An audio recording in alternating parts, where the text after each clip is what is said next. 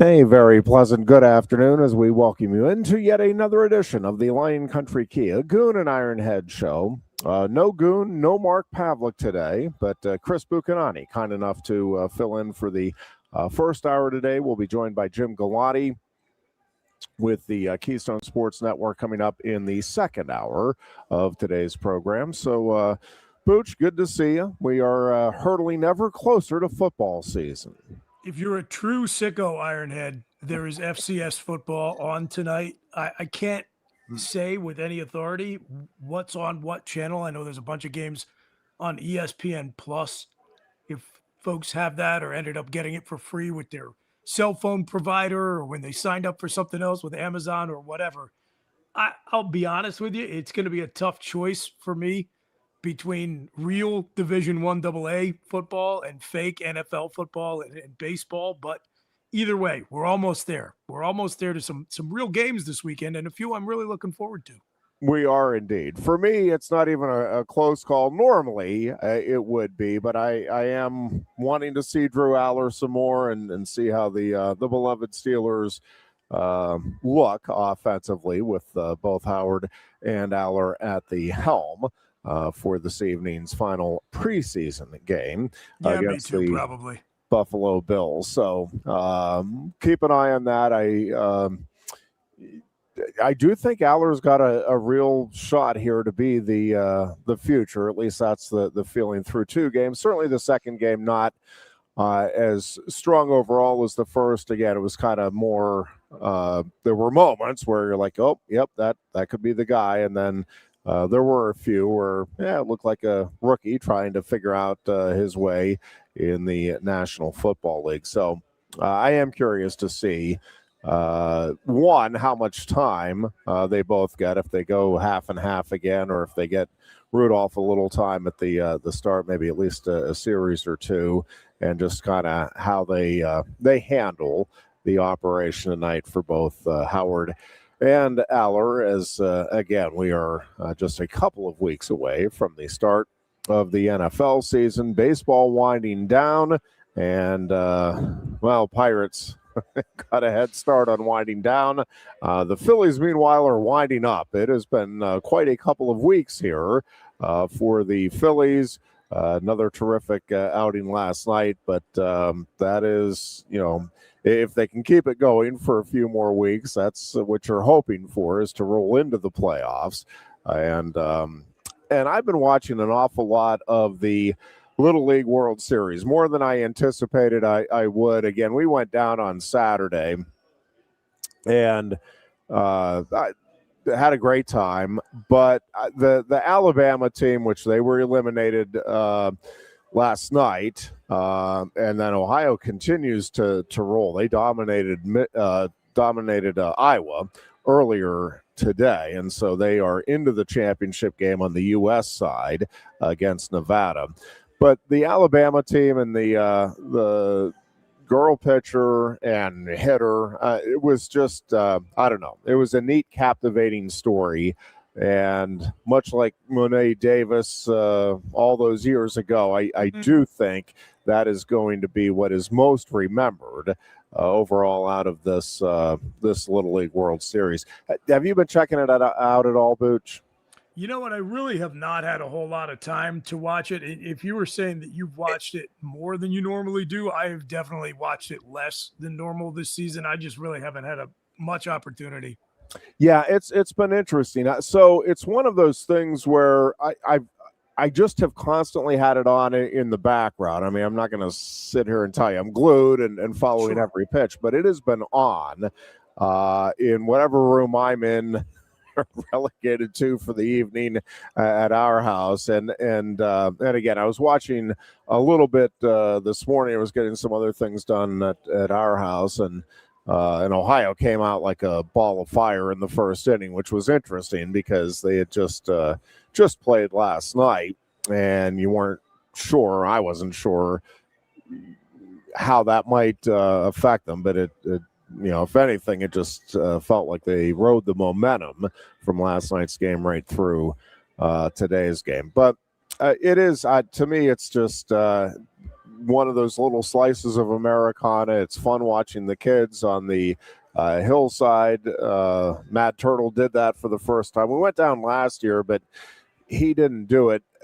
And I think part of it was we weren't there with friends that were wanting to do it. He had a friend that we didn't know was going to be there, but ran into, and he's like, "Hey, I'm going over to do that." And so it was fun watching them have fun doing the cardboard slides down the hill. And it's just been a neat. It's always a neat event, but I think this has been a really good year for the Little League World Series. Helped that you had a captivating team from Pennsylvania.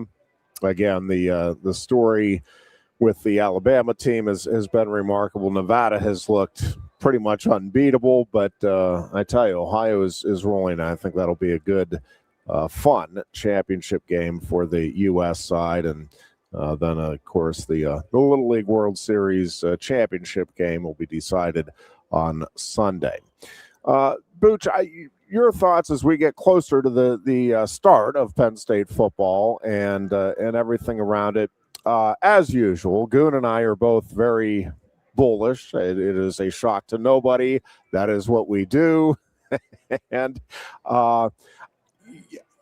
we've set that 9-3 is kind of the bar by which the over under 9-3 to me.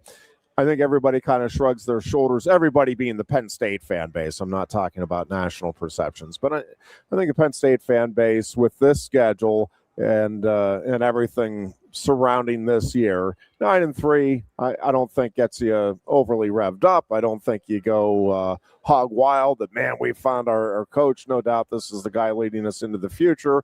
But I don't think anybody's, hey, we got to get rid of this Campbell. It's going horribly wrong. It's like, 9-3 with that schedule, about what you thought they could do.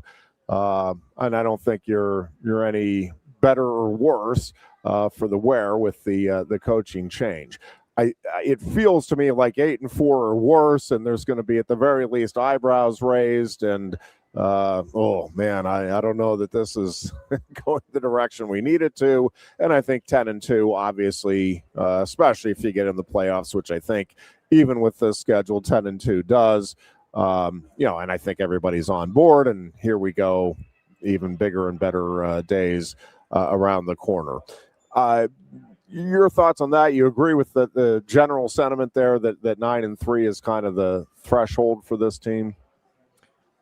I think so, probably, Ironhead. Although, I don't know. I'm sure you've had a chance to talk with your buddies, fans, fellow alumni, and people here in the community, as I have. I get the feeling like from our fans, most of our fans, there is going to be, maybe a little bit more of a honeymoon period than I imagine there might be, because I'm terminally online and spent too much time following people on Twitter and reading message board posts. That crowd is always going to have the shortest leash. They're always going to be the most impatient, and they'll be angry if we don't go 10-2. I get the sense that a lot of Nittany Nation would stomach 8-4. They wouldn't love it, but they won't be hitting the panic button if we get there. And really, whether it's 9-3, 8-4, whatever, however you want to define the ceiling of acceptable results with this schedule in year one, how you get there is going to be important. So, let's take your 9-3 scenario. If Penn State goes to a bowl game and gets to beat a quality opponent and finishes the year with double-digit wins, I think people feel differently about that than if they lose that bowl game when we finish 9-4. Single digits versus double digits. I understand the math is a little bit different than it used to be back in the day, but it still feels like a good, successful season. Yep. If you, one way or another, play your final game and finish with 10-plus wins in the W column to end the season and go into the record books, I think most people tend to feel good about that. On the other hand, let's talk about how you get those 3 losses. If the 3 losses, again, in our theoretical 9-3 regular season, are USC, Michigan, and Washington, I actually think people will feel worse about that than if, as happens in college football, probably with increasing regularity now because of the growth in parity through the transfer portal, you stub your toe somewhere at Northwestern or following the Washington game against Minnesota, wherever. Yep. But if you get one of those 3 ranked teams preseason on the schedule, you knock one of them off, I think people will actually feel better about that, because one of the things I think fans, myself included, are hoping for with this new head coach and staff is that from time to time we can be pleasantly surprised by the outcome of a game, which I mean, I can't remember the last time that happened. Yeah. Yeah. No, I think that's I think that's a very interesting and fair point. I do think the whiteout game, which if you did not hear, is now officially a USC, but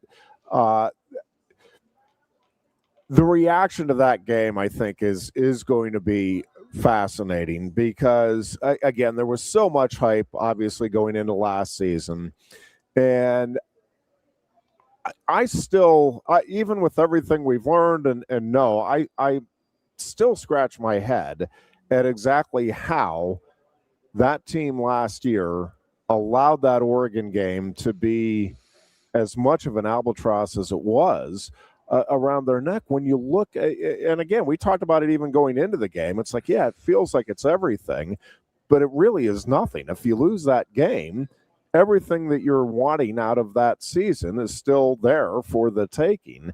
And I still just cannot believe that they turned around and did what they did in the ensuing couple of weeks. And I do think the USC game this year, to your point, I think if you lose that, I don't think there's going to be the same end of the world feeling, because you don't have the same expectations with this team as you did a year ago. And I think, there is a real sense that USC is one of those teams to keep an eye on this year, that this could be if you're looking for teams that aren't in the top 5 or 6 that feel like it is possible they could make a real run here toward a title. I mean, USC is certainly one of those teams. Now, I think when you look at their overall path and the Lincoln Riley record so far at USC, there's a reason that there's not a ton of confidence being placed out there on USC. Their schedule this year, Ironhead, it is not easy. They're it is the opposite of Penn State's. It's completely.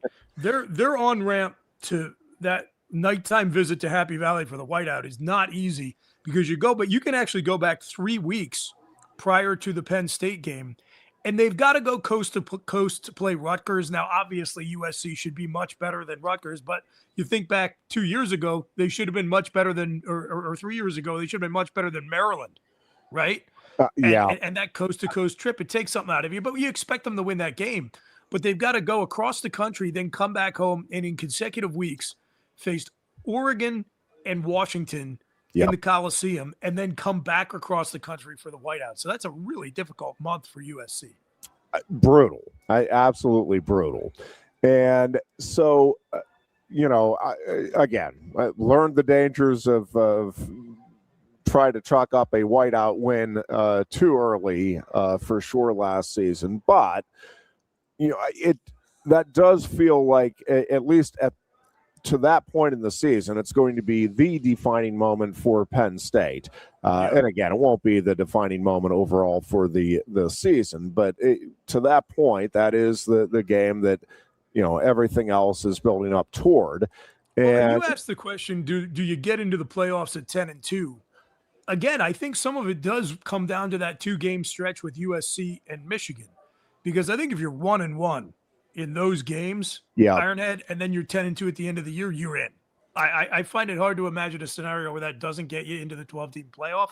But if you go 0-2 in those games, depending on what happens with Washington throughout the rest of the season, even though that would be a great win to get in Seattle, with the rest of Penn State's schedule, if they're 0-2 against what I think most people assume are going to be the 2 toughest opponents on their schedule, I don't know that that's a guarantee that you get in. The Big Ten really has this 4-team second tier that sits just below Ohio State, Oregon, and Indiana.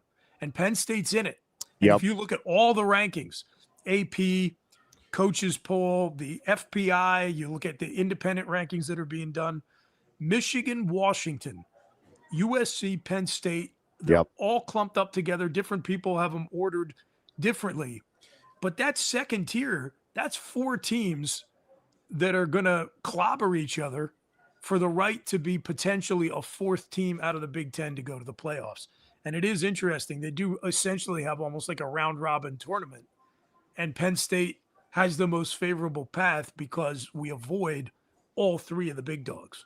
Yeah, no question about that. The interesting thing about the that second tier, and I agree, at least going into the season, that's what it appears and what it feels like.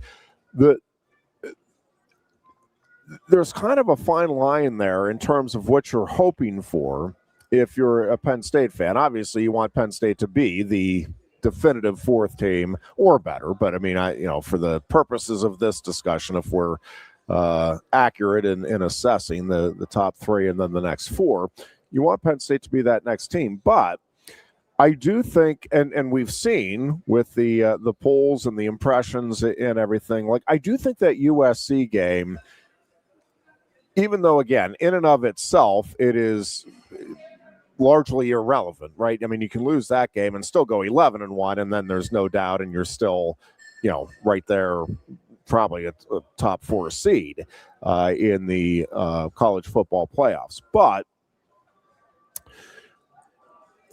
a couple of things that are gonna, I think, just make that whiteout game either really a defining moment in the early career of Matt Campbell, or you're going to have the steam taken away, which is what we just talked about with USC's schedule prior to it. I think right now, most Penn State fans, including yours truly, I'm envisioning that game as being a matchup of a couple of, I think at that point in the season, borderline top 10 programs. Absolutely, the way the rankings shake out. Yeah. But I mean, there's no question if USC has 1 or fewer losses, they're a top 10 team. Yes. But I think it is also possible that USC only has a couple of wins going into that game. Like that is not a far-fetched scenario, and could still be a very good team and dangerous and all of those things.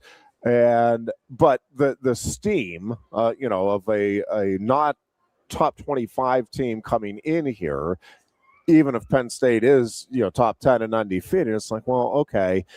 And then it becomes kind of in some ways, a more risky game because now you have a team that everybody is expecting, all right, well, Penn State's going to roll over because they're coming in here having lost a couple in a row or, 3 games overall.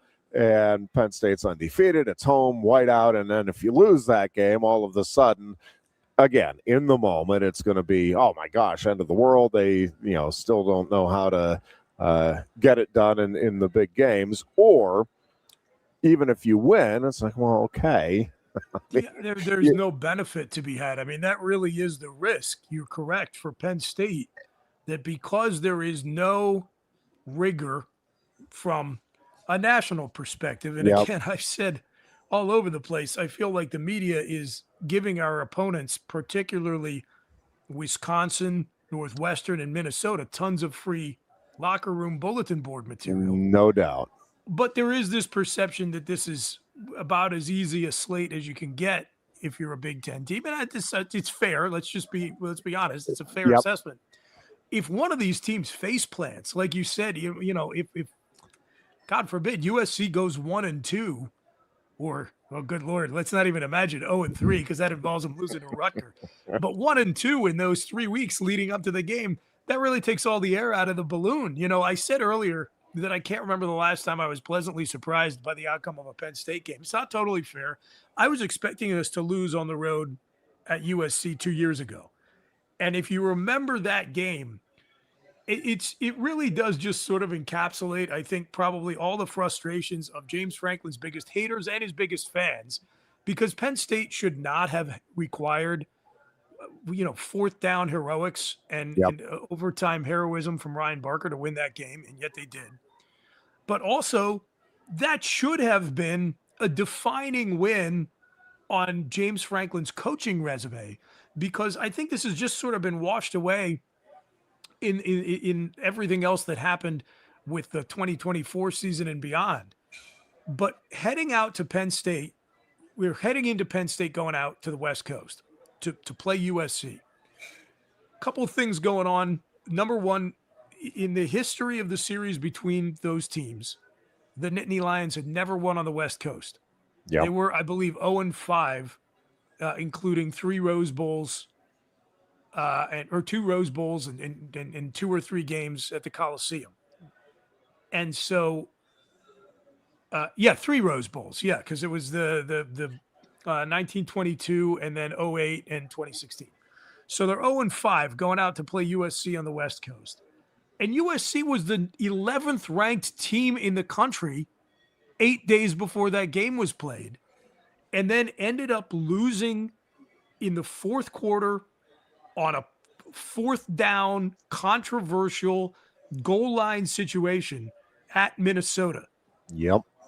And Minnesota actually turned out to be a fairly decent team that year, but at that time it was just, brand on brand. Oh, you lost to Minnesota, you must stink. And they dropped all the way out of the rankings. And one of the things, Ironhead, I've always thought about is how differently does everyone feel about Penn State, about Franklin, everything, if the nose of that football ends up going to the other side of the goal line at Minnesota, and they hold on and they win that game. And that's Penn State beating an 11th or 10th ranked team in the country on the road versus an unranked team. And so it's just a recent example with this opponent that shows you how much the perception and the weight attached to a game is entirely out of your control. You just have to sit and hope that USC plays well enough to, maybe they lose to Oregon, but then they get Washington the following week and they're 5-1 coming in, or 4-1 coming in. Yeah, and I think even to your point on Penn State being 10-2 and whether they get in, part of it is obviously, I agree with you, what games it is that Penn State loses and what games they win. I also do think it is going to matter what the perception is of the Big Ten. And I do think some of these early games, and I probably have spent too much time talking about Wisconsin, Notre Dame. It's not that I think Wisconsin needs to go in there and win that game at Lambeau for the Big Ten to be able to stake a claim as still the greatest football conference in the country. But I do think if Wisconsin, which nobody is thinking is, I think the highest anybody is projecting is maybe at the very bottom end of the top half of the Big Ten going into the season. If they are competitive, and I mean competitive being like 10 points or less or within a touchdown going into the fourth quarter, and then Notre Dame, gets a couple of scores. But I mean, it looks like, hey, that team was right there with a team that, most experts, at least going into the season, believe is a legit national title contender. Well, then again, you have a middle of the road perceived Big Ten team taking a national title contender, to the wire, or at least holding its own. And I think that helps that overall perception. Obviously, Texas, Ohio State, some of the other games that everybody's going to be focused on are also going to help that. And so even if Penn State doesn't play those top teams, if that perception is, my God, Ohio State is a juggernaut, Indiana is still a juggernaut, well, then Penn State benefits from that. And I think even if they are the 5th team in the conference, likely at 10-2, they're still in. And again, part of it depends on what else, I have no idea what other teams are going to have what records here at the end of the season. And that obviously it's a great point, into it. That Wisconsin could help the conference even by losing, but by less than everyone is expecting them to. And you bring up Texas, Ohio State, which is what a great regular season matchup. We don't get too many of those anymore. I wish we would. Those schools scheduled one another. But I actually think, Ironhead, in terms of what you're discussing, this narrative around conference strength And also just at home for Penn State, man, Michigan, Oklahoma, I think is just a huge game Yes. because everybody is assuming that Texas and Ohio State will be among the best teams in the country. And Yep. no matter who comes out of that game a winner, I don't think the perception of those two teams is going to change. But there are questions around both Michigan and Ohio State, certainly, and Oklahoma. Yep. Certainly, Michigan breaking in a new coach in Whittingham coming in there. If the Wolverines can get that one, that is like a death blow to the SEC early on Yep. in two ways. Because number one, it reinforces this narrative that they're giving ground to the Big Ten. But the other thing it does is it reinforces a perception of conference depth in the Big Ten and potentially lack thereof in the SEC because Oklahoma's coming off a playoff season. And if they can't beat a team that many people consider to be, the fourth, fifth, sixth best team in the Big Ten, that narrative is going to anchor. That perception is going to anchor, and then it's going to be on the SEC to have to go out and try to counter that. So that's great for Penn State in two ways. Number one, because it buttresses the resume of a future opponent, but it also just overall buoys the perception of the Big Ten, where if you're sitting Yep. at 10-2 at the end of the season, you maybe have a stronger case to get into the playoff. Yeah, and I do think that's one of the storylines from Penn State's perspective early in the season is, yes, how does the big dogs in the conference look, and then how do some of the teams that are on that Penn State schedule come out of the gate, and what is the overall perception? Because again, as we sit here right now, everybody is agreeing that that 3-game. The 2 road games with Michigan and Washington and the home game with USC is kind of where you're going to judge this season on. But we don't know if somebody's going to emerge unexpectedly as a force in the Big Ten. And I think the bigger danger for Penn State fans, or the more likely scenario, is that one of those 3 quote unquote big time opponents that we're thinking are going to be top 20 matchups ends up not being that. And and USC is the team, Booch, that I just again I can see them going on a run, having a great season, being a playoff team, and Lincoln Riley uses it to propel everything forward. But because of that schedule, I also do think it is very possible that they lose a couple of close games, start hanging the head, and again, even if they don't hang the head, I mean that team could lose 4 games and still be one of the best, 4 competitive games and still in reality be one of the better teams in the country by the end of this season. It's just that their gauntlet is it's crazy, really. I mean, and again, if they do get to the playoffs, there's no question that they will have earned it. I do think there is, a bunch of scenarios where Penn State could get into the playoffs, and there's going to be a lot of people questioning whether the Nittany Lions really earned that opportunity. There's going to be no doubt about that with USC. If they get to 10-2, they are in. They have earned it, no questions asked, and everybody will agree. But again, both they and Washington, because again, Washington feels like everything is there to make a real step forward, but kind of same thing. You can see quarterback checking out after a loss, and it's like, this I didn't want to be here to begin with. Like, I mean, that feels like that could get away really quickly if they do stub their toe unexpectedly early, or even in a tough game. And Michigan, kind of same thing. It's I mean, I think Whittingham's a great coach, but whether or not they have everybody all in, again, right now it sounds like they do, but it's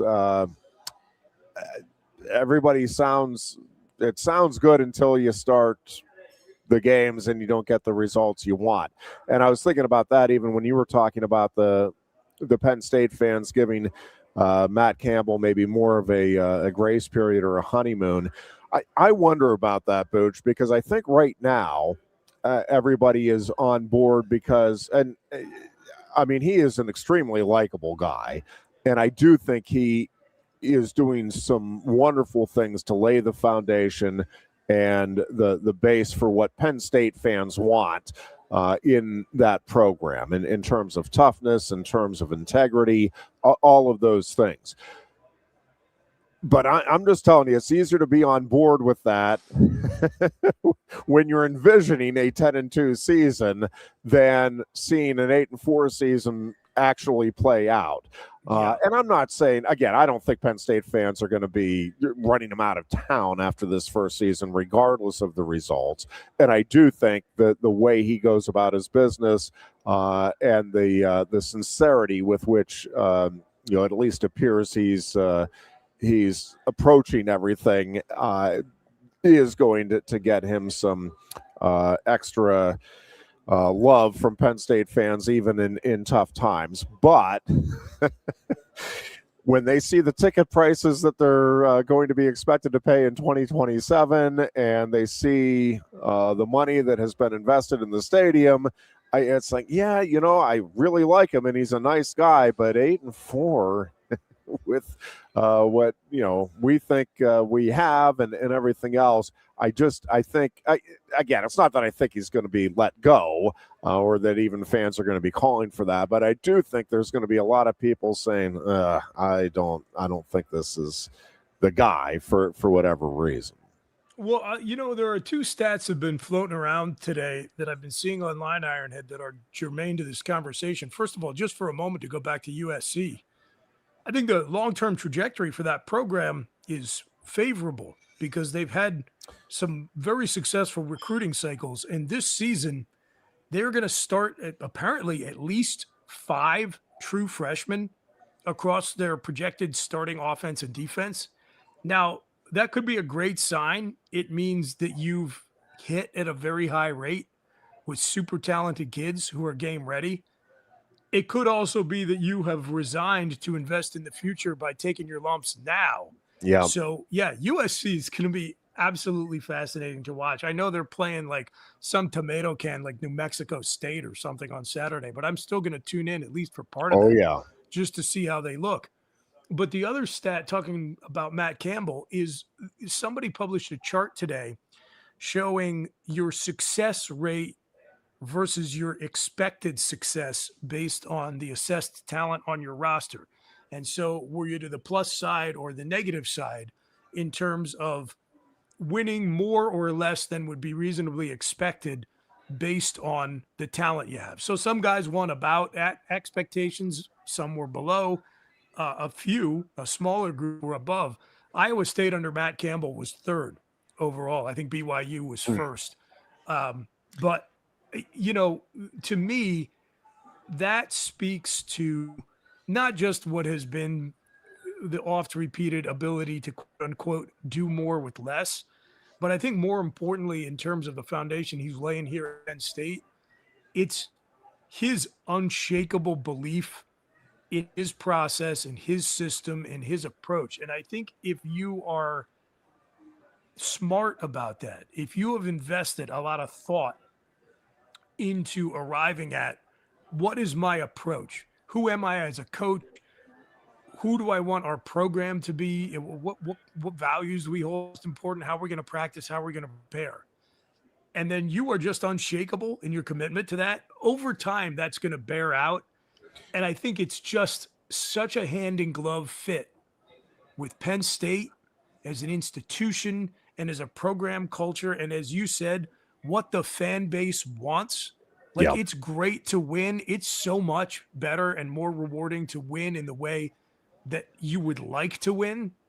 I think there's a possibility here for that. So one side of the coin is that this team is a cobbled together Frankenstein's monster that never quite has all the pieces properly stitched up, and it goes 8-4 because we can't beat the best teams on our schedule and we stub our toe somewhere else. But the flip side is that we are going into December absolutely flying high because we're having a lot of success. We're taking advantage of the schedule, and everybody feels like, oh man, this is a long deferred return to what Penn State football ought to feel like. Well, and the other piece, and we're overdue for a break. I'll take it here in just a moment. But I do want to the other piece of that, Booch, that I think is really critical here, in terms of having the fans on board. And again, winning is always going to be the cure, and losing is going to be the pressure point, regardless. It's like, yeah, he's a great guy. I love everything he did, but he had to go because we weren't winning enough. Or, yeah, I'm not sure he's really that great of a guy, but man, we're 11-1 and we're rolling into the playoffs. Yeah, we'll put up with him for another year or two. But Sharon Moore would still be at Michigan if there were a couple more wins. I'll believe that till the day I die. But here's the piece that with Matt Campbell, I think there is genuine gratitude, and maybe I've been around Cale's program too much, but I just know that the gratitude piece is probably the defining piece of Cale Sanderson's program, right? I mean, it's almost a running joke in college wrestling. Oh, let me guess, Penn State wrestlers are just grateful to be there. They're just grateful for the opportunity, but they are, and it's genuine. And I think the difference between and again, I still think James Franklin does not get enough credit for what he did by a lot of the fan base here at Penn State, but I don't think, and maybe I'll be eating my words in a few years, I don't think you're going to have what felt like an ongoing situation with Franklin where, all right, Penn State has success. Here come the rumors. Franklin might be going to USC. Franklin might be going to the NFL. Franklin might be going. It feels like Matt Campbell is genuinely grateful to be here. And I'm not saying if Penn State wins big that he's not going to ask for a little more here or there for the program, but I don't think it's going to be a constant drumbeat of you better do more or I'm out of here, or we have to do more. Like, again, I'm not saying he's not going to be asking for more. Any coach of any program these days should be looking to, all right, can we do some more things to better our coaches situation, our athletes, and obviously your personal situation. But I think there is genuine gratitude by Matt Campbell for the opportunity he has here.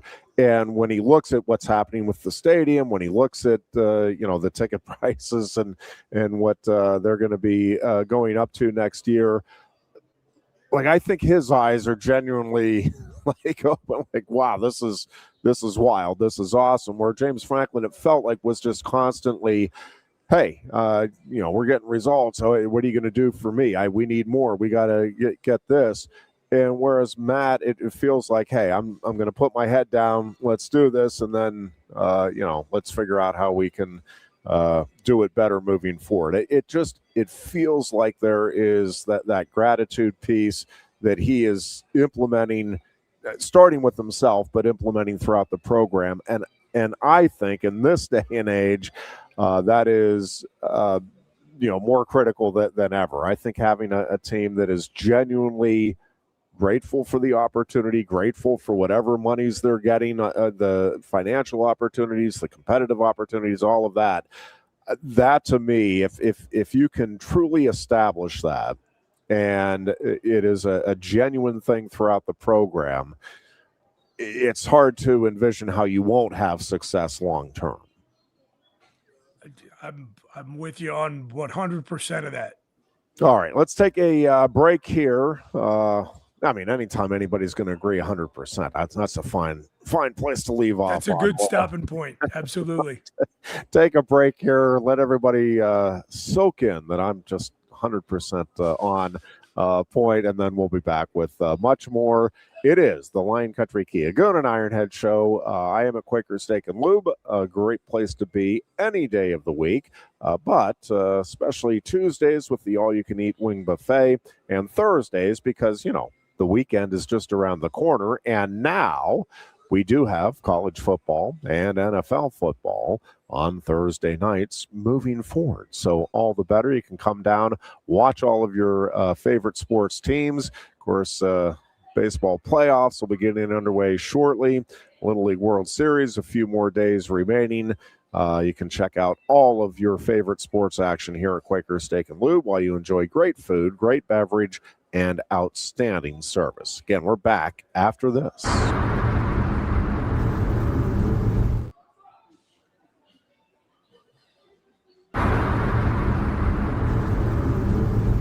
You look a bit nervous, eh? Thierry, what's it like to stand in the FIFA World Cup stadium? Wouldn't you like to know? Just tell me. Come on.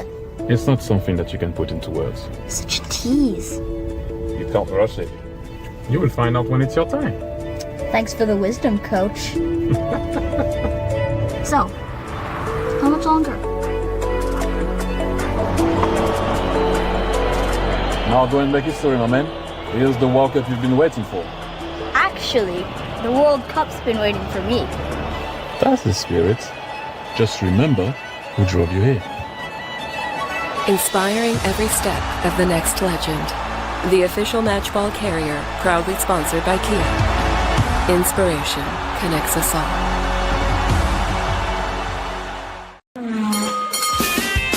If you love wings, if you love rings, and all kinds of other tempting things, great times, great food, get to Quaker Steak and Lube. Get our Best Wings USA signature sauces, mouth-watering appetizers, or any of our delicious award-winning lube favorites.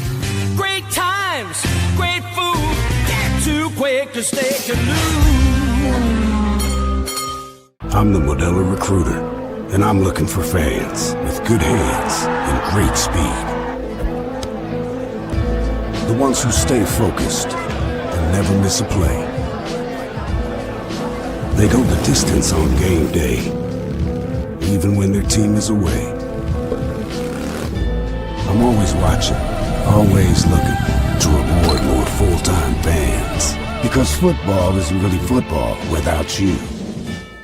Lusk & Associates Sotheby's International Realty proudly presents the introduction of our new State College office at 314 South Borough Street in State College. At Sotheby's International Realty, we advertise locally, nationally, and internationally, bringing the best of advertising and promotion to each and every one of our properties, big or small. Call now.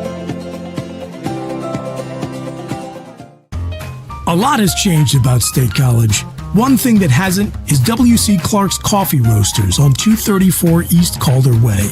30 different varieties of specialty coffee beans sourced from over 25 countries and roasted with love each morning in Happy Valley for over 45 years. They'll ship their fresh roasted coffee from their doorstep to yours.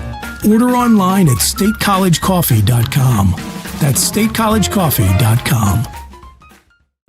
Hi, welcome to Timberland Federal Credit Union, a financial cooperative for its members, tracing all the way back to 1973. Experience Timberland Federal Credit Union, where you're greeted with a smile and financial solutions are tailored to your unique life journey. Here, we're not just financial professionals, we're your neighbors, people invested in your financial needs, literacy, and empowerment. Your dreams matter to us, whether they're about buying a home, growing a nest egg, or embarking on new adventures. TFCU draws from the past and invests in the future, offering modern tools like online banking to give you the freedom to manage your money practically anytime. Additionally, we're passionate about giving back both time and resources because enhancing our community is at the core of why we're here. Visit TFCU in person or online to learn more about our services and apply for a membership today. WFXS, The Fox, your sports radio. Broadcasting live, loud and proud from Central PA's Sports Authority, WFXS America. 98.7, The Fox, State College. And back here on a Thursday afternoon as we get ever closer to football season. High school season here in Pennsylvania actually starts tomorrow night. And, of course, Penn State will open up a week from Saturday against Marshall. And then we're on to the NFL the following week. As Booch mentioned, there are a bunch of games tonight. And then kind of a half opening week on Saturday for college football. And then we're kind of into it full swing a week from Saturday. And Ironhead. Yeah. Before I get out of here, I gotta, if you'll indulge me, pitch you a couple Steelers questions because I want to hear it from a fan's perspective. You were talking about the split tonight among the quarterbacks. Yep. Do you believe there is any reason for them to give Mason Rudolph a single rep in this game this evening? Because I obviously, you could tell from my tone, I do not.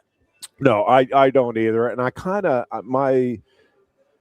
my suspicion is if anything, he'll get one series. But I kind of suspect they're going to do just hey, let's go a half and a half, or maybe even a quarter. First quarter Howard, second quarter Aller, third quarter Howard, fourth quarter Aller type of thing. But I think they do want to kind of see a little bit more where both guys are. Again, to me, from what we're seeing, at least on the field in these games, I'm not seeing any reason to doubt that either of these guys could be the future. I also haven't seen anything enough from either of them to where it's like, okay, yeah, that's the guy, no question about it. Here we go. We're rolling with him starting next year. But I do think, I think both are handling themselves very well. I think, what I've been saying to Goon is that I think Aller, going into this thing, I think Aller has the more proven physical tools, the tangibles, if you will. And I think Howard, you kind of know, has the intangibles.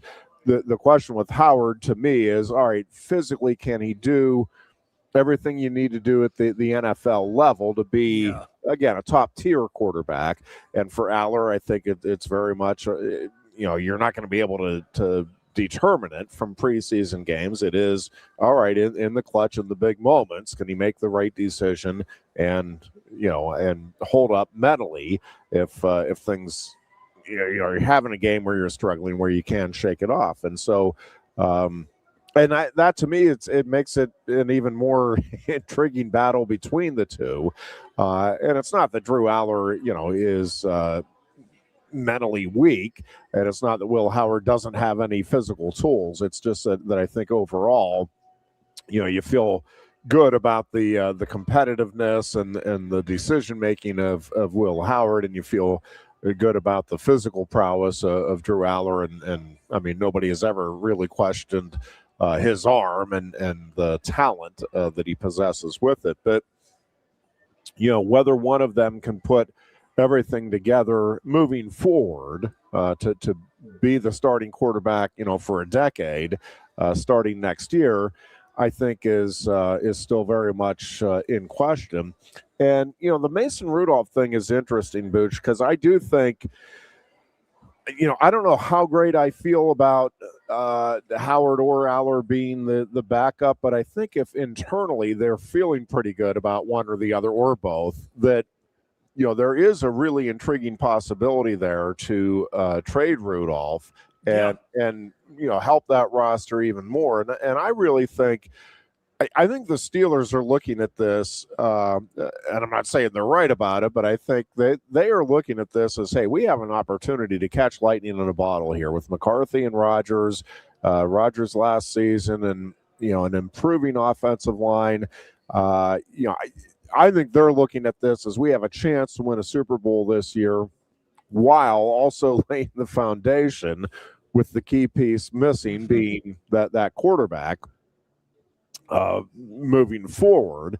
And again, if you can trade Rudolph to a contending team, he has proven that he is a valuable commodity as a reliable backup quarterback. And I think you could get a piece that maybe helps solidify that roster moving into, again, what I think they are perceiving, whether accurate or not, is a season where they could put things together for one last run and, get the dream ending for the Cameron Haywards and the Aaron Rodgers of the world. So we'll see. I am not expecting Rudolph to play tonight. What I am really curious about, though, is what happens after tonight in terms of what that quarterback room looks like moving forward and how they handle that entire situation. Again, I would feel, as a Steelers fan, I would feel okay with either Aller or Howard going in as the backup if Rodgers were to go down. But I'm not going to sit here and tell you I have the same confidence in either of them now as I do Mason Rudolph. And so that to me is kind of how much do the Steelers really think this could be a special season? And if so, how much are you willing to gamble that on an unproven, in terms of game action, unproven commodity being the guy that you might have to rely on to help lift your team there? Or if Rodgers goes down, you just chalk it up to, all right, well, we were wrong. We're not going to catch lightning in a bottle, and let's build for the future. And you still roll with either or maybe both of those quarterbacks and see what you have if, again, Rodgers were to go down. Yeah, the trade value perspective is really interesting. I hadn't given a whole lot of thought to that, but I know this is about the time in the year where there will be a few teams looking to shore up their quarterback position, either because their starter has gotten nicked up or they realize they really have no viable backup. I'm just thinking about the Eagles' depth behind Jalen Hurts. They brought in Andy Dalton to compete with Tanner McKee to try to have some level of discomfort. I didn't even know Dalton was his fourth year as the backup job, and he's pretty definitively won that. Yeah, I didn't even know Dalton was still around till Goon told me about that a couple of weeks ago. And he has not looked great, and so there was just some talk about could Philly trade Dalton. And I just thought, I don't know that there's going to be any market for him. Rudolph, on the other hand, I think is exactly what you look for in your number two guy, which I always say is if your starter's out for 4 games, could you go 500? Yep. Right? And that's Mason Rudolph to a T. Yep. And so I do wonder if they were to let him go. Again, the trade situation, a little bit of a different deal. If they can get value back for him, especially value in the form of a player who could help the roster right now, that maybe does indicate that they're still thinking about winning in 2026. But if they just cut Mason Rudolph and say they're going to roll with the 2 young kids, they saw enough of them in practice that they feel okay doing that. It doesn't that on some level indicate that they think this is more likely to end up a rebuilding year than a Super Bowl year in your mind? Yes. Yep. I think that's the case. And, again, I think that's not I'd be okay with that as a Steelers fan, because I do think they've got to get, start making that move toward the future here and figuring it out. And again, if you can catch lightning in a bottle and have that magical season while doing it, all the better.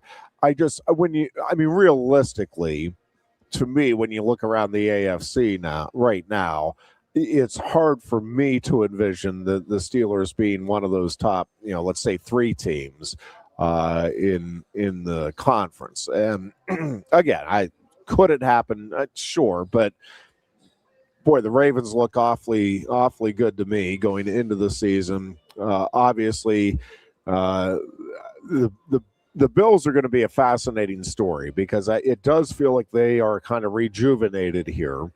And still an awful lot of talent, and I think a lot of the players in that locker room want to get that Super Bowl for Josh Allen and kind of shut up his critics. And I think he has that locker room behind him to that degree where they want to win it for him.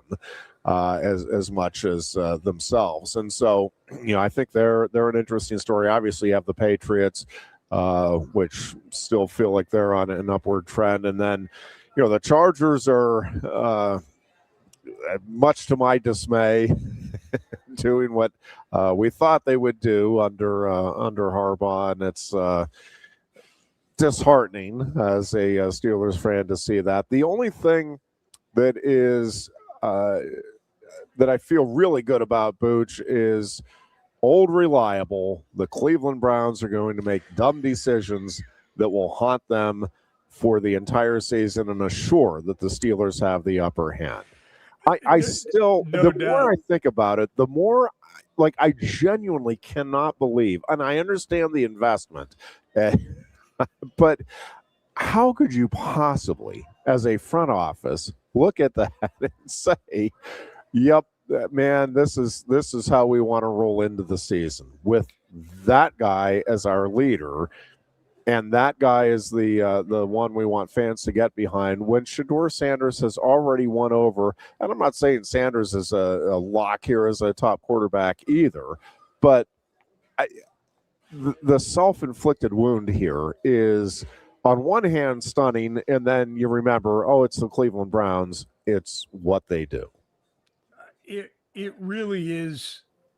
It's hard to wrap your brain around. It defies logic, certainly, but I think it just defies law of averages that over such a long period of time.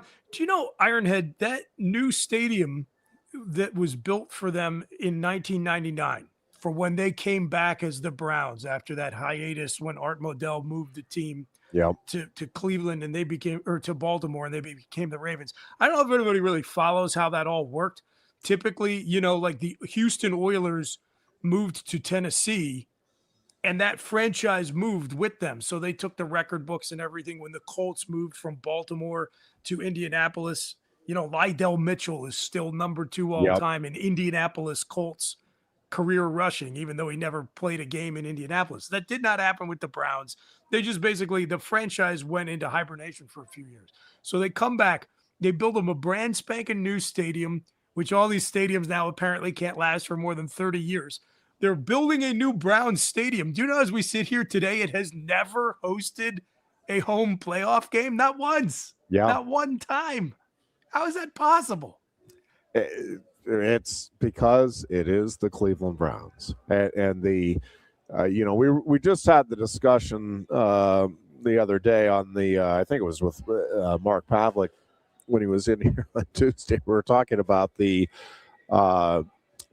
I think the need for a salary cap in baseball, but we were talking about in the NFL, the fact that, you do feel like it really is the front office that determines the success. And, by extension, obviously, the front office makes the coaching decision, and then the coaching staff and personnel staff makes the player decisions. But it starts with having a good front office that is setting everything else up. And I think that's true, and that's why the NFL, you can move up or down fairly quickly. And then you look at the front office of the Cleveland Browns, and it's like, well, there is no other explanation, because, as you said, the law of averages over that period of time, the NFL is set up to make sure everybody has equal success over a period of time, and to have no success over that long of a period of time. There's just no question. It comes back to a horrible front office. But the Jets went to the AFC Championship twice in that time period. To put it into perspective, but the Deshaun Watson thing, Booch, because usually you're like, okay, well, you know what? They're just making a decision based on football performance, and this is the guy, and you take out all of the off-field stuff. The thing with Deshaun Watson is the on-field performance has been crap. Yeah, it's terrible. Not like they are. It's one thing to have the off-field stuff that he does, and we've seen plenty of guys who have off-field baggage, and then it's like, yeah, but man, they are special. Like, can you envision anybody rallying around Deshaun Watson, either as a person or a player, for the upcoming season? So, anyways, on behalf of the Pittsburgh Steelers, thank you, dear Cleveland Browns, for assuring that the Steelers will at least not be at the bottom of the AFC North going into the season. Booch, we appreciate the time as always. Jim Delaney my is pleasure, man. Thank you. waiting in the bullpen and will join us after this timeout. Hopefully, he will have a better relief performance than what we are accustomed to seeing with the Pittsburgh Pirates. But we will find that out on the other side. Back with our final hour of the Lion Country Kia Goon and Ironhead show here from Quaker Steak and Lube after this.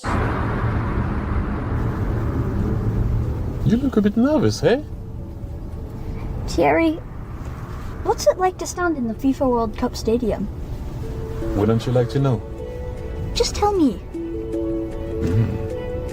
Come on. It's not something that you can put into words. Such a tease. You can't rush it. You will find out when it's your time. Thanks for the wisdom, coach. So, how much longer? Now go and make history, my man. Here's the World Cup you've been waiting for. Actually, the World Cup's been waiting for me. That's the spirit. Just remember who drove you here. Inspiring every step of the next legend. The official matchball carrier, proudly sponsored by Kia. Inspiration connects us all.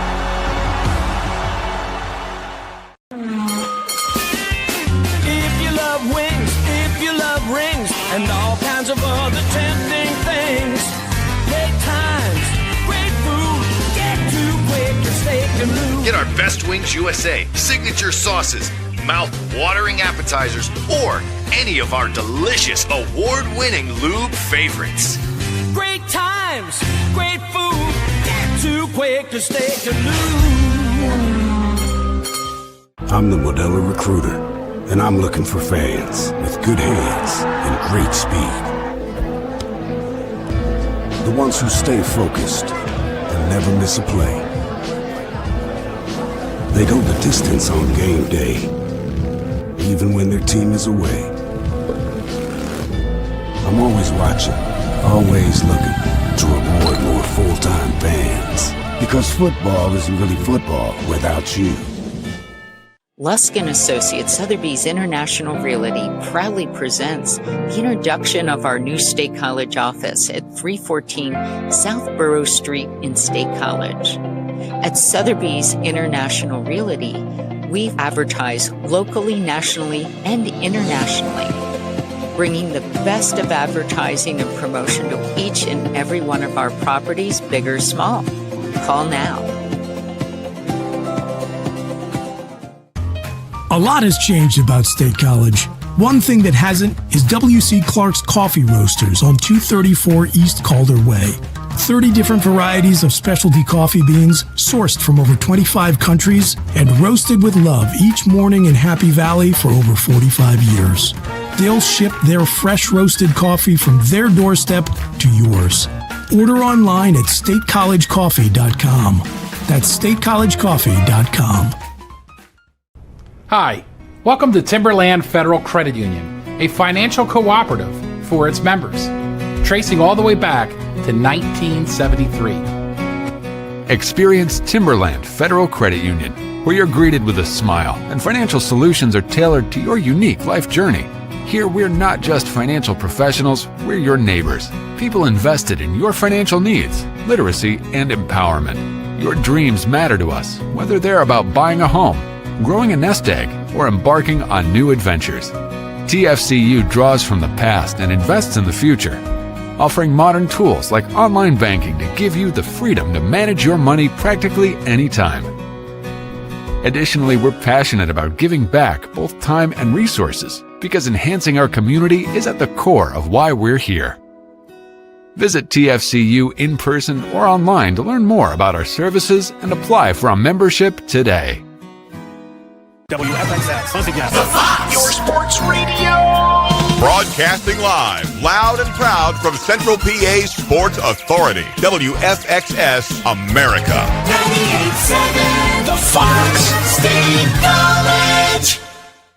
And we are back. It is a new co-host. We are just rotating through here with the dear Goon out for the week. Again, huge thank you to Mark Pavlik, former Penn State men's volleyball coach, joining me. It turned out for the entire show on Tuesday. He was scheduled for the first hour, and I was having so much fun that he obliged and did the entire second hour. Chris Buganani joining us for the first hour today. And now Jim Galante, yes, the Jim Galante, joining us. Jim, how are you today? You had to be impressed with the way I was shoveling the food in during the commercial break today. Not an easy feat. Yes, and I caught the end of the hour talking Cleveland Browns, talking relief pitching. You called me. I'm the lefty out of the bullpen. You're calling in. Yes, indeed. We're expecting big things from you today. Got to help us close this thing out. A long man, I need to go a few innings, right? Indeed. Jim, you know that I'm trying to put on with the food here, I'm trying to put on as much weight as the offensive line for Penn State has put on in the offseason. So I'm just trying to keep pace is all I'm doing down here at Quaker Steak and Lube. Let's talk. We talked with Booch, and I want to start with kind of if you're agreeing with us that 9-3 is kind of that the mark that we're going to judge this season from. That 9-3. What I've been saying is it'll get a shoulder shrug from the fan base. No major concerns over that, but no parades or no extra excitement. Say, okay, 9-3 with that schedule, first year coach throwing everything together. We're okay with that. Let's see if we can build on it and move forward. I do think 10-2 gets the fan base excited that, man, this is the guy that can lead us to new heights. And I think 8-4 or worse. Again, first year, I don't think anybody's going to be running him out of town, but I do think you're going to get the eyebrow raised. I'm not sure that this is the right guy, and I think there will be questions about, all right, one thing to succeed at Iowa State, now you're in with the big boys. Let's see if you can adjust. Again, I don't think anybody's going to be throwing them under the bus after just 1 year, but I do think 9-3 is kind of that threshold where anything above it does get people genuinely excited and pumped up about Matt Campbell as head coach moving forward. I think 8-4 or worse just gets people concerned, and I think 9-3 again. To me, it's a shoulder shrug. I think you hit it exactly, Jeff. There's 9 games where Penn State has the superior talent, right? You lose any one of those 9, and the fan base will be disappointed. I know I will be. You have 3 games, USC, Michigan, and Washington, where you could say equivalent talent. They're not unbeatable teams, none of those 3. Washington, I think the fact that Penn State has to do the cross-country trip, yep, that at the very least, levels out the talent between the 2 teams. Michigan on the road, they're still Michigan, right? To me, so much of this season is on that USC game at home because it's USC having to make the cross-country trip. And, oh, by the way, it's a whiteout game. The fan base, what's it worth? 3 points, 6 points, 7 points, especially with that whiteout. That's the game that I feel like this season is riding on. I'm looking at them being, 5-0 prior to that game? You win that game, Jeff, you become 6-0. You got to feel like now 10-2 is the floor. I am putting the entire season on that whiteout game, Jeff. Which is what I think the team did last year, as it turned out. And how'd that turn out for them? Jim, we know that a team can't come in from the West Coast and win a whiteout game, though, for crying out loud. Like, that's just, you're asking too much of USC to be able to pull that off. Come on now. It's crazy talk. I do think so. To that point, and I want to follow up because I think it's interesting, and Booch really has me thinking a little bit more about it. Which his take was that part of he agrees with the 9-3, but he said he actually thinks the fan base would be more excited overall with a 9-3 record that included a win over USC and an upset loss to, take your pick, Northwestern or Minnesota, or a game that you're not looking at right now as a game that Penn State should lose, or even a win over Michigan, 9-3 with a win over Michigan in Ann Arbor, and again, a loss to Northwestern or Minnesota or whatever, because the 9-3 with the 3 losses being USC, Michigan, Washington, it is going to be okay. Well,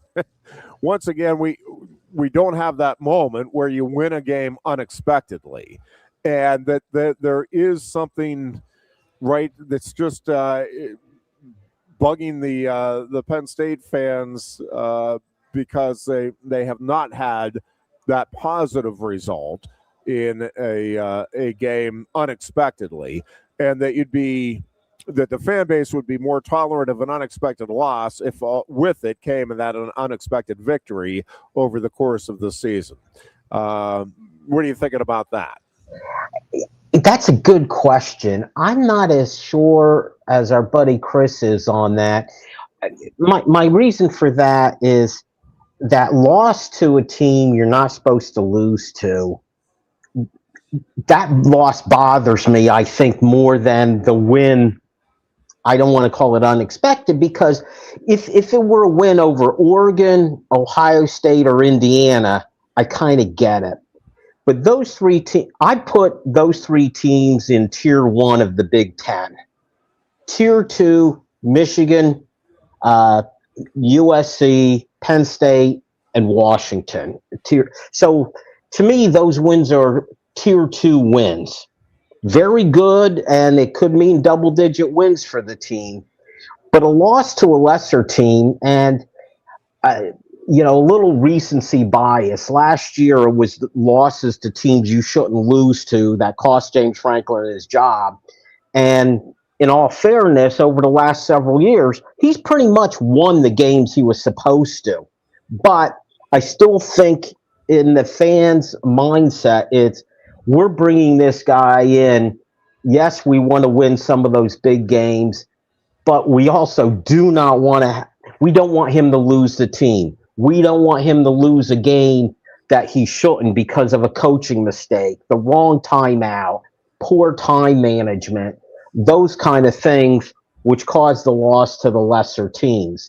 So I guess I'm expecting more from the team. I don't 9-3. Yes, I will shrug my shoulders the way you said it, but boy, my goal for this team is 10-2, winning at least one of those 3 games and taking care of business on the rest. Maybe I'm asking a little too much on a team with a new coach, new staff, all of that. But the fact is, Jeff, every college team is going through this, and I hate that Curt Cignetti is always the answer to everything, because Indiana might be the exception to the rule. Yeah. But we're seeing, a lot of new players on every team. And with this team, it's not Iowa State East. I think of this as an all-star team of some of the best players from Penn State and the best players from Iowa State. There's a good amount of talent on this team. Maybe it's some names that the fans don't know yet. But in my homework and seeing some of these teams and getting the chance to talk to some of the members of the staff, I'm becoming convinced. I'm drinking the Kool-Aid, Jeff. I think it's more talented than they are given credit for. So I tend to agree with you, and I open up the show today by admitting to Booch that once again, Goon and I, as we are wont to do, are very bullish as pretty much, I think if you roll back the tape since we started doing the show, I don't know that either of us have ever predicted. I could be wrong about this, but I'm pretty confident. I don't think either of us have ever predicted more than a 2-loss season in any year. And I think we've been doing this show since either 17 or 18. So not surprising. But there's a few things in that. As we're sitting here now, we're kind of projecting this out with what we think we know about this team and the other teams in college football. One of the things Booch and I were talking about is, USC to me, one of the reasons I'm really excited about this season is I just think there are so many great storylines, both around Penn State football, but more so around the Big Ten and then nationally. Between the new coaches across the board in college football, certainly in the Big Ten, again, all of the storylines with Penn State and with Matt Campbell, and obviously everybody's going to be keeping an eye on what's happening at Virginia Tech with James Franklin there, and you're going to be keeping an eye on this and that. And what none of us know, right? You never do, is we're going to feel differently about 9-3 if Rocco Becht goes down in the opening week and we don't see Sure. it. Right? And you're not going into the season trying to predict or project that kind of stuff. But my point is, we're doing all of this with, okay, we know there's going to be injuries, but we're assuming Penn State's going to be relatively healthy, and most of the guys are going to be in good shape for most of the season.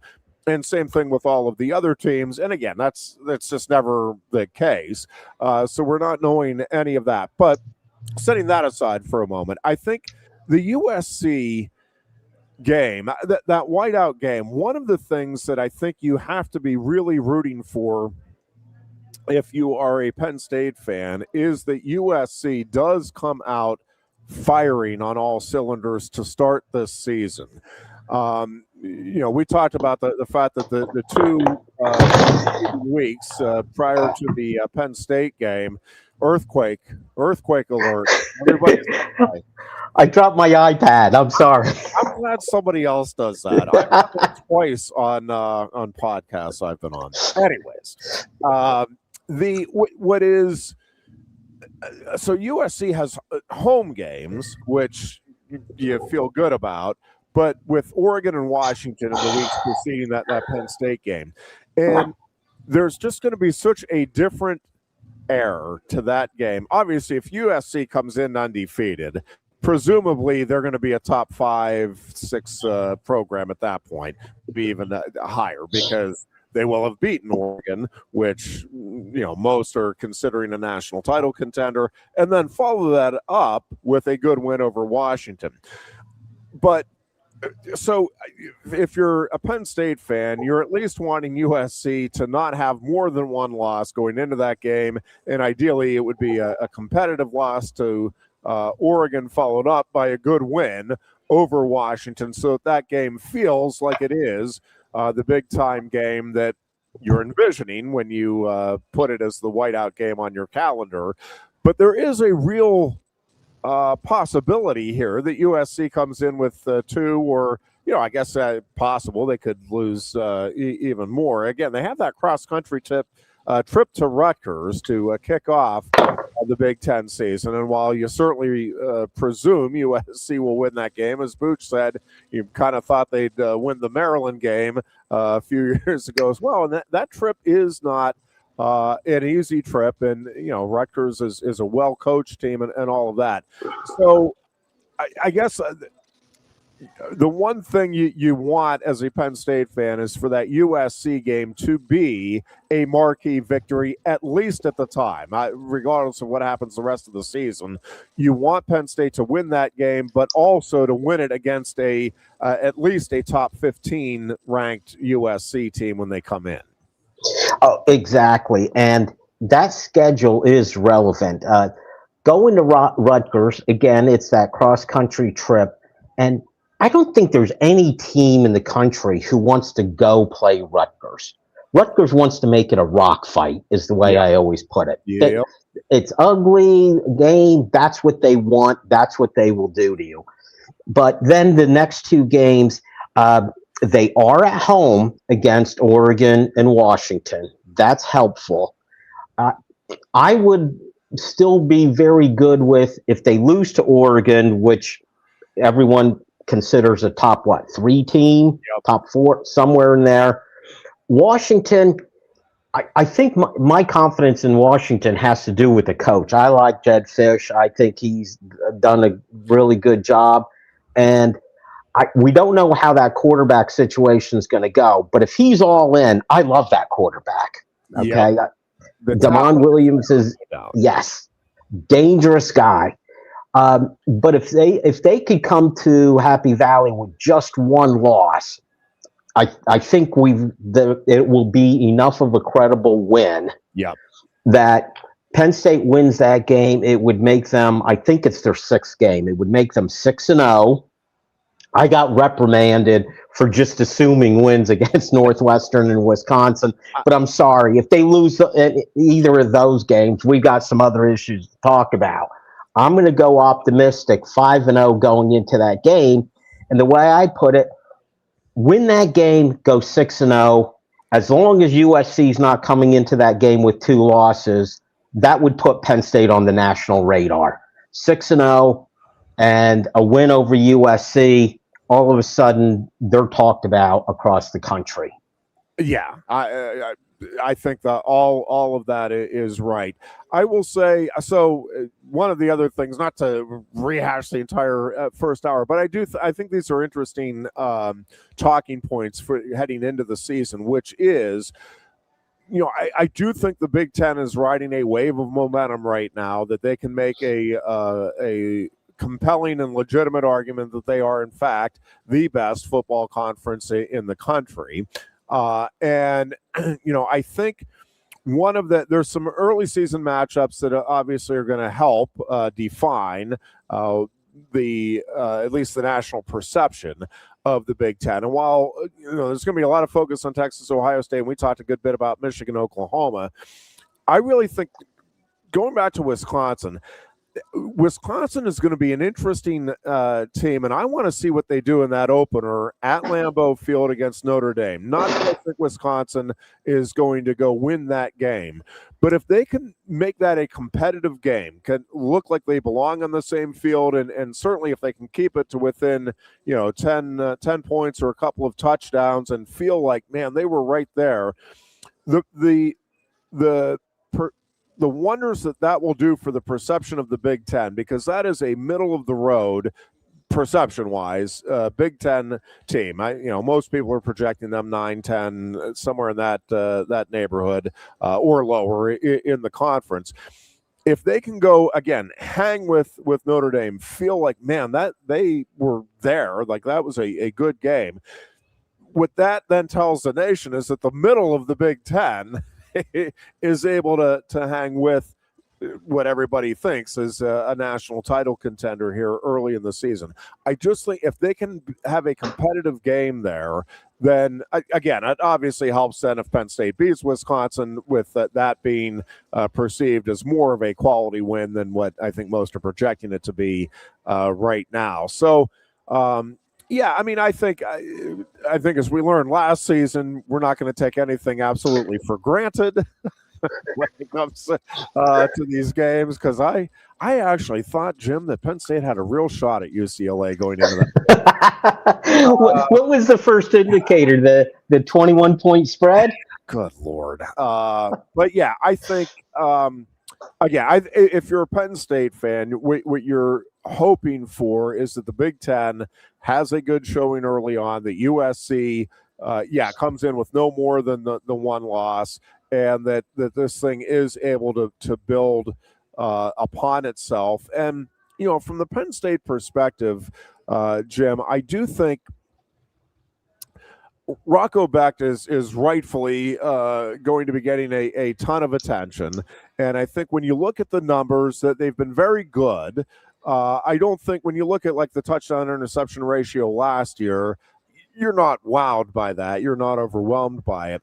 But here is the thing with Rocco backed, and this is why I am as bullish as I am on Penn State. That my concern with this team would be more on the depth piece, especially defensively. But offensively, Jim, you have an experienced and really confident quarterback. And I think he has shown enough at this point that he has the physical tools to play the position at a high level for college football. I think the receiving core is improved. And I think the running game, Jim, has a chance to be outstanding. I realize they lost 2 NFL, and I think both will be long-term NFL running backs. But I do think that offensive line and the size of it and what they want to do with that offensive line and that run game, when you combine that with what Rocco brings to the table, I do think that offense has a chance to be really special this upcoming season. I'm in agreement, and probably a couple different reasons for some of my feeling. A year ago, we said going into the season, all this talent, no way they could lose the games that they did. Well, that was an anomaly. I don't know what happened. James Franklin lost that locker room. Yeah, that unexcusable. But you can't use that as your rule. And I've also bought the Kool-Aid with Matt Campbell and this coaching staff, the way they've done things. And we got a chance to talk to Derek Hoosier, the GM, Taylor Mauser, the offensive coordinator, and they're very convincing.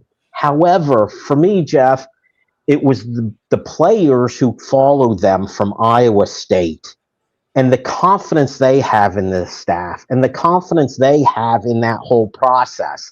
Where I'm headed with this is I don't think you're going to get a team that will underperform. With Rocco back, no way he has the ceiling of Drew Aller. But I don't think he's going to make the killer mistakes that Drew Aller did, both because I don't think that's his personality, and I also think he has more experience than any returning quarterback in the country. There is depth. I'm with you. As good as those 2 running backs were last year, they were not used to their best advantage, were they? Yeah, sure did not feel that way. No. And again, no one's saying that these running backs are better than those 2, but I'm betting that they're going to rush for as many yards or perhaps more than that twosome from last year. I just feel that they will use the tools that they have better than the coaching staff did last year. And because of that, all of a sudden, the 3 or even 4-headed running back room, the depth at tight end, I love the tight ends. Yep. Absolutely love them. And those veteran returning receivers who came in from Iowa State, Sol and Eskelson, I think your starting point is higher than it was a year ago. Yeah. And again, I think I think there is lots of reason for rightful optimism with the skill positions, but it does always start up front. And I think for as disappointing as the offensive line was last year, I do think this group has a real chance to be really special. And when you again, the size alone, it's hard to imagine that they're not going to get that famous yard when you need it, right? Like it's just, I just can't imagine Penn State not being able on a 3rd and 1, certainly against the lesser competition, but really against anybody, not being able to get that yard this year. And I think when you have that type of confidence and it really does feel, Jim, like the entire playbook is going to be at their disposal. One, Rocco knows the entire offense, so there's nothing where you're going to be, let's shy away from that because I'm not sure our quarterback's ready to handle that. He's obviously going to be ready to handle anything, but I think it feels like they are just designed to have that the run pass ratio be in that 50-50 neighborhood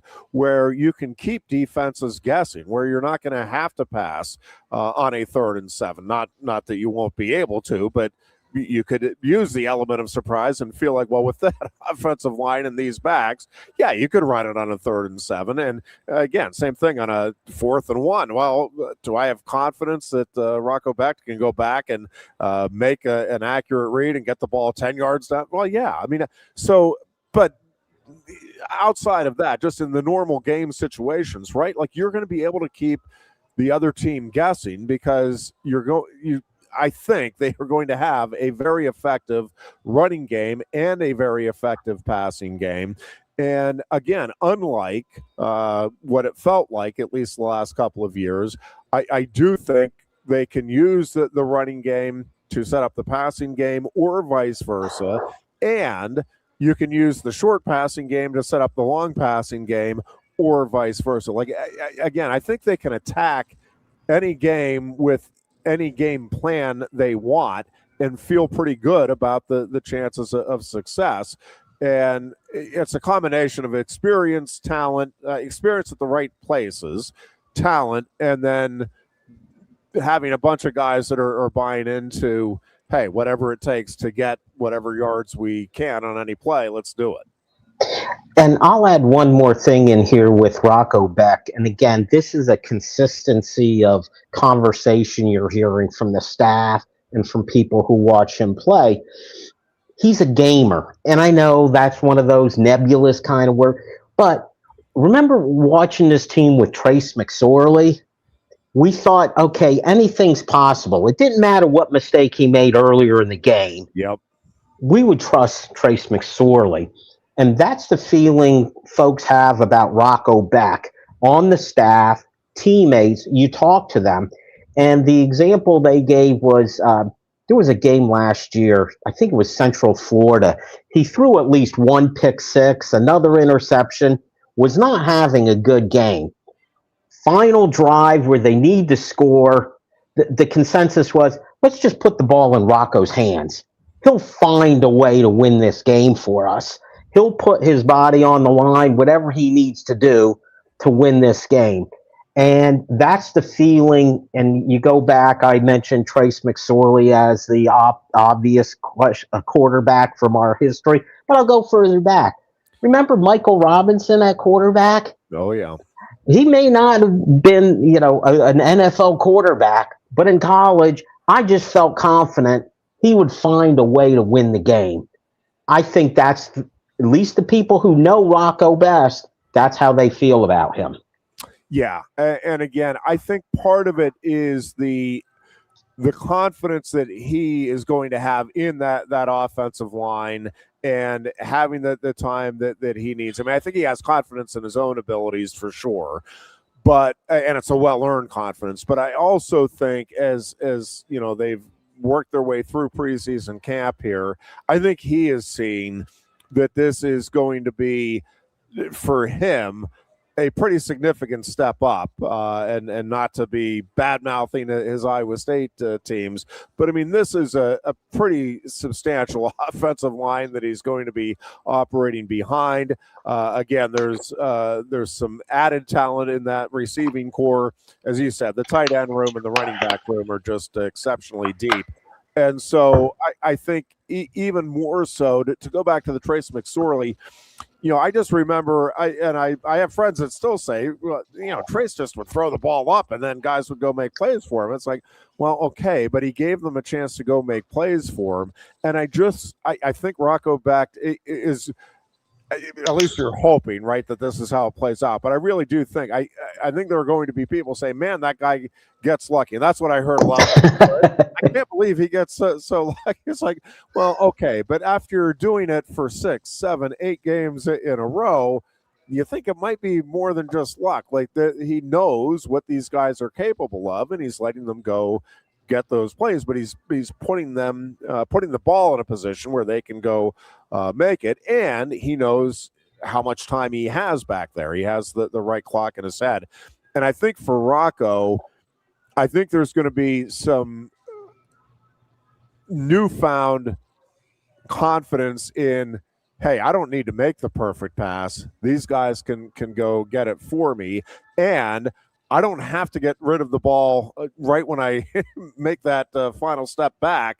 I may have that extra second to survey the scene and see somebody break wide open.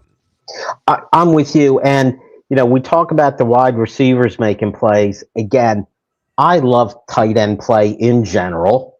I love Penn State tight end play for years. Yep. We have all the evidence we need in the NFL week after week. Your Steelers have been, part of that. Yes, indeed. And we've got that again. Love Rappelier. Love the two tight ends that came in, Brahmer, Burkle. Got a chance to interview Burkle. Love the kid, Jeff. Love the kid. They're at least three deep there, and I think Mauser, who's also that position coach, okay, I think that's relevant. He likes to use the tight ends. I'm going to be most curious to see how he uses multiple tight ends, how he uses multiple running backs. And if I could segue a little bit, could I ask you a question, Jeff? Absolutely. You've been talking about the size of this offensive line, and I like it. I love that position coach, Clanton, and all that. But you're talking about the size of the offensive line. You know where I'm headed. I do. They may be big on the offensive line. They are huge on the defensive line. Those tackles, that's something we're not used to seeing, Jeff. Well, and I listen, this is the one thing to me, when you go back, and I keep saying I think James Franklin doesn't get enough credit for getting Penn State to where it was and keeping it there as consistently as he did. But I will say, when you look at like the great Alabama teams or the great Georgia teams or the great Clemson teams, right? Quarterback play, and they would have Heisman contenders at wide receiver, running back, but what always stood out was, my God, their line play, offensively and defensively. Like they just made plays. And what I always remember from those, like especially the Clemson, Alabama, and Georgia teams when they were ruling the roost, was, man, those guys are giants. Like, yes. And Penn State always felt like it had tough, scrappy defensive tackles, but you always felt like, compared to the elite teams, if you will, that they weren't matching up size-wise. That is not the case this year on either front. And you're right, that defensive line, and where I think, that defensive line feels like it is built for the Big Ten and built for November, right? Because I think those guys are going to be able, it's not even necessarily that you're going to get, all kinds of sacks or you're going to eye-popping statistics out of, but what you're going to get is a defensive front that is held together, and there's not going to be opportunities for the big plays off of the running game, or you hope for a quarterback to be able to scan forever downfield.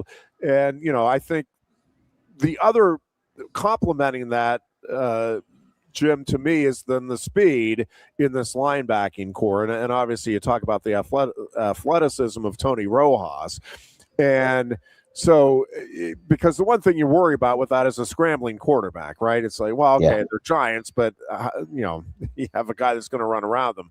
Well, I think with that linebacking core, I think it's going to make it tough for teams, even with good running quarterbacks, run-pass option quarterbacks, to be able to be consistently effective.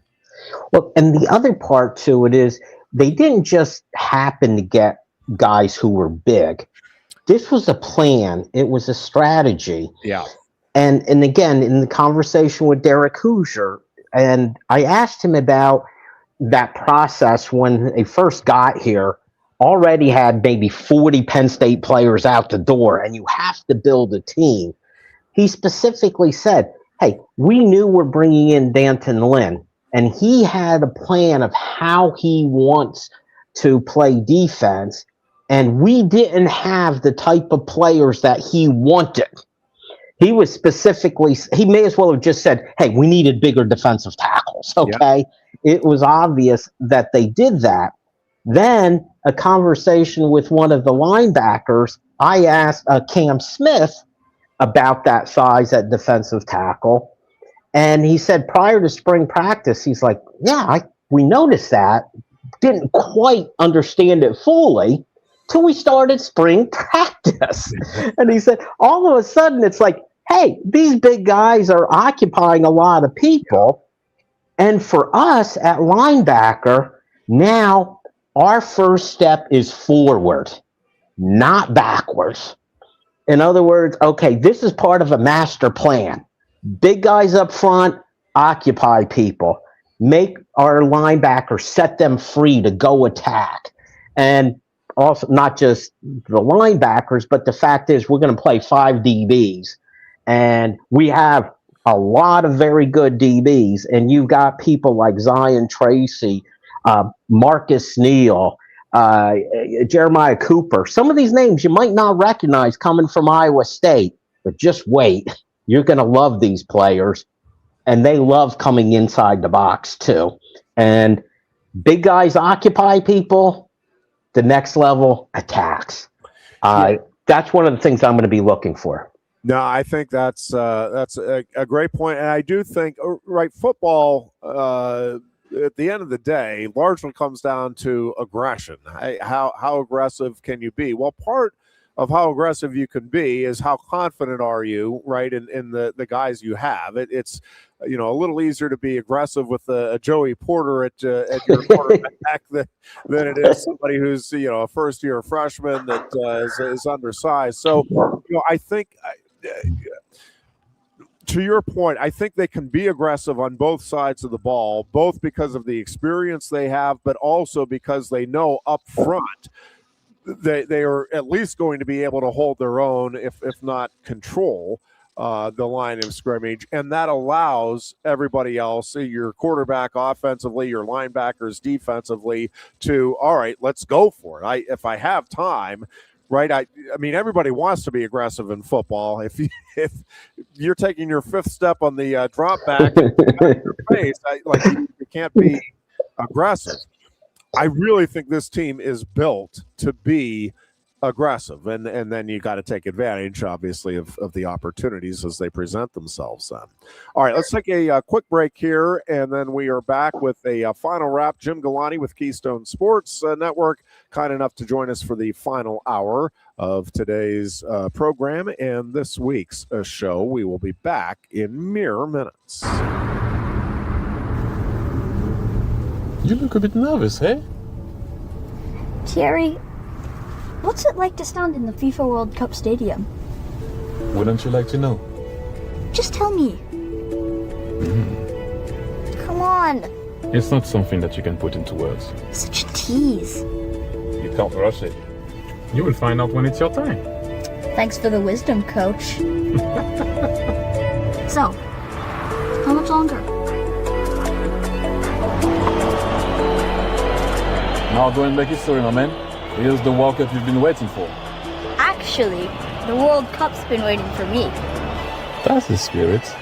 Just remember who drove you here. Inspiring every step of the next legend. The official matchball carrier, proudly sponsored by Kia. Inspiration connects us all.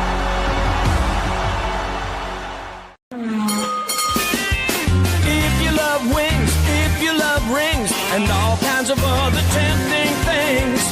Great times, great food.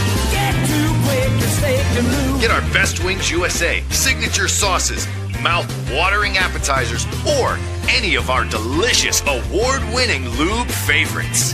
Great times, great food. Get to Quaker Steak Lube.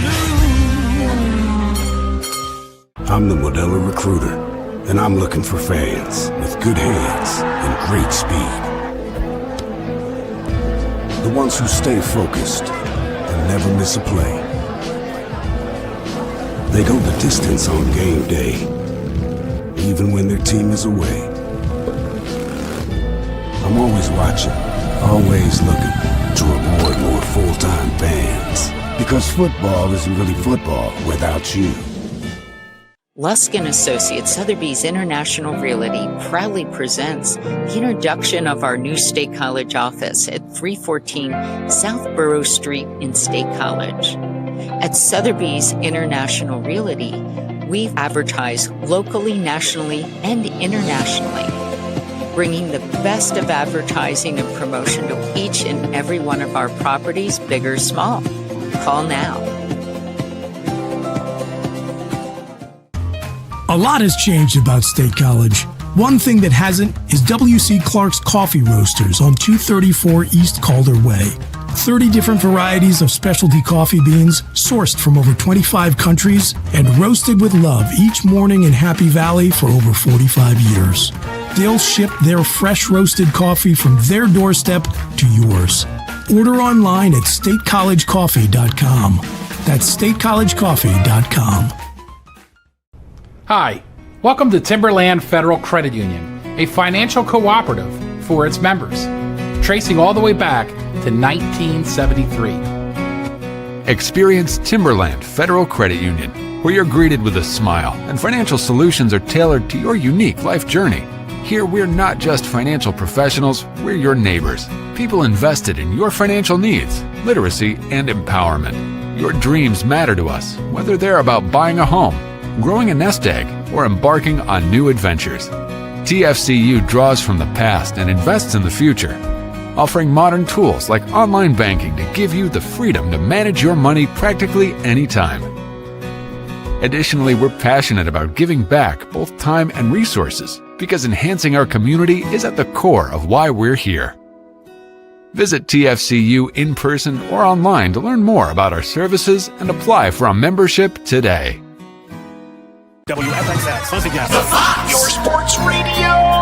Broadcasting live, loud and proud from Central PA Sports Authority, WFXS America. 98.7, the Fox, State College.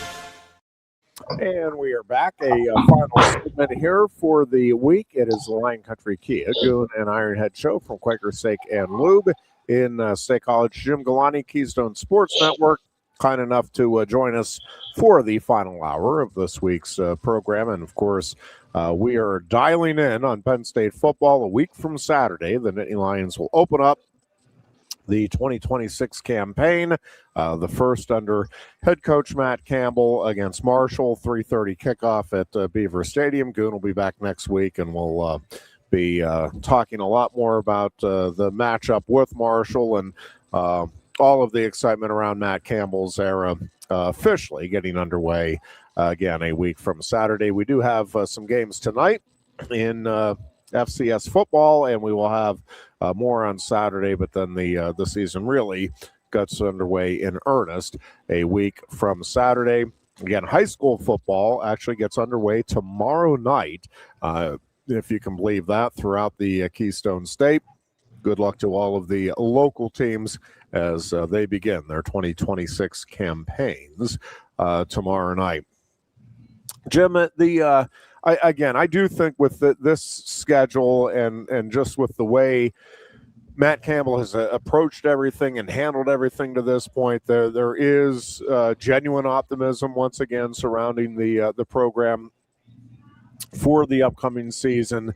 The one thing I know I will be taking more note of is how Penn State looks in the non-conference games, because I was pretty dismissive of the admittedly unimpressive start that the Nittany Lions had a year ago. And I'm not saying they need to come out and run roughshod over each of these first three opponents for me to have any faith in Matt Campbell's group, but I am going to be watching.